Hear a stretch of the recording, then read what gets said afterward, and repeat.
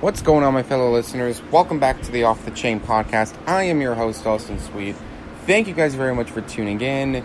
You are listening to the Off the Chain podcast here on Podcast Studio by Spreaker. So tonight, guys, I thought I would talk to you guys about the Queen's Crown tournament and my honest thoughts on it. I don't know if you can hear in the background, but I have Friday Night SmackDown going. It's a supersized SmackDown tonight. I'm not broadcasting live because I don't want to get a copyright. So, my thoughts on the Queen's Crown tournament. My opinion, the Queen's Crown tournament is an absolute joke. It is an absolute joke. Literally, a joke. Because we're not getting long enough matches for the women's division. We're not getting long enough matches. Matches that I've seen usually go anywhere from 2 minutes to 1 minute 40. And that's not long enough. Back in the day, and I literally mean back in the day, those matches weren't even acceptable. Nowadays, it's kind of acceptable. It's like, oh, forget it, we're not going to give you like 20-minute matches. We're just going to give you minute matches. And not even worry about it. I mean, they're doing a great job with the street fight. But I mean, son of a gun, man. The Queen's Crown tournament, it needs more. I mean, literally, we need more to it. I mean, Zelina Vega, I mean, come on. She doesn't deserve to win the tournament. It should go to Shayna Baszler, who's in the semifinals, and she's taking on Doudrop on Monday. I can just tell you this much. If Shayna does not beat Doudrop Monday night, then I don't care who wins the tournament. Now, a lot of people are saying, we don't care who wins the tournament. We don't care about the tournament. They're not wrong. I don't care for the tournament either. I mean, half these matches were rematches. And that's just sad, man. I literally mean that. Excuse me, I'm trying my best not to yawn. I literally mean that.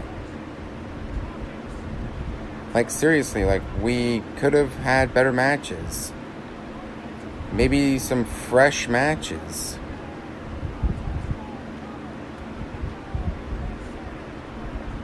I mean, half the women aren't even used on the roster right now. I can list off some examples. Shotzi Blackheart, Tegan Knox, Toni Storm, Liv Morgan, Asuka, who's a free agent now. She never got drafted in the draft. Eva Marie, she's now a free agent. She didn't get drafted. Bayley, she's a free agent. She hasn't been drafted. And plus, Bayley's out with a knee injury. She's out for the remainder of this year, probably. I mean, it goes to show you that WWE and creative are lazy when coming down, when trying to book the women's division. Now, let's compare that to AEW. AEW is booking their women's division properly with their move to TBS next year. I mean, heck, I'm ready for the move. I mean, it's going to be a good move, and plus, they've already announced a tournament for the TBS Women's Championship. Now, see, that's how you book the women's division. Compare that to WWE. They have weak champions. They barely have... I mean, the Raw Women's Champion, Charlotte, doesn't even deserve the belt. I mean, hell, I wouldn't be surprised if Charlotte, since she got drafted to SmackDown, I wouldn't be surprised if Charlotte drops the Raw Women's Championship to Bianca Belair. My opinion, Bianca Belair didn't get a proper title reign. But I mean, it goes to show you guys that the Queen's Crown tournament is pointless. The King of the Ring tournament hasn't even been that good either. I wanted, more brackets in the tournament. No, we only have, 4 brackets, 8 matches each.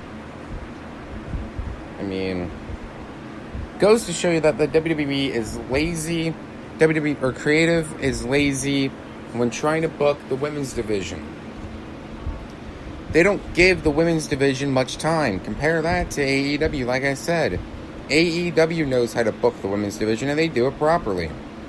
So, my opinion, the women's division needs to be booked more properly. And Becky Lynch, I'm going to talk about her now. Like I said, this is off the chain. These are my unfiltered thoughts and opinions, and this is mainly a wrestling podcast. So if you like what you see, be sure you give me a follow. Becky Lynch, let's talk about her. She's been gone since, Money in the Bank of last year.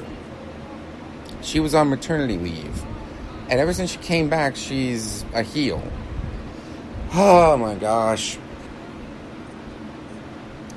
WWE and creative, Becky Lynch is not a good heel. She's not a good heel. And you give her the nickname Big Time Bex.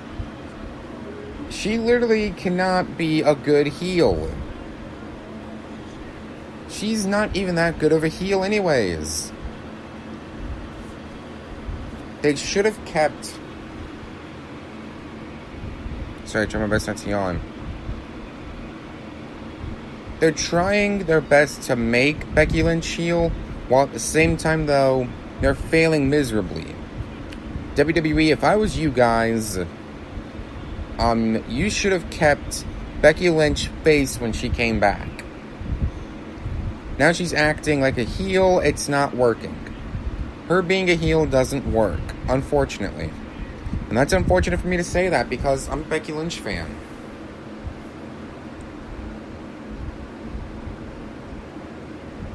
Excuse me. So, Becky Lynch being a heel, no, doesn't work. And don't be surprised, since Becky Lynch is going to Raw, that Sasha is going to win the SmackDown Women's Championship next Thursday at Crown Jewel. Don't get me started on that. Goes to show you, creative in WWE, like I said, they don't know how to book the women's division. I mean, we have piss poor matches. Excuse me.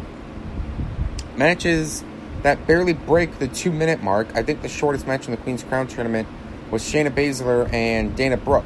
That match clocked in at 1:40. It goes to show you that we don't care for this Queen's Crown tournament. It's pointless. They shouldn't have made it. If you are going to make a Queen's Crown tournament, you make matches that are 3 minutes long, 5 minutes, hell, even 10 minutes.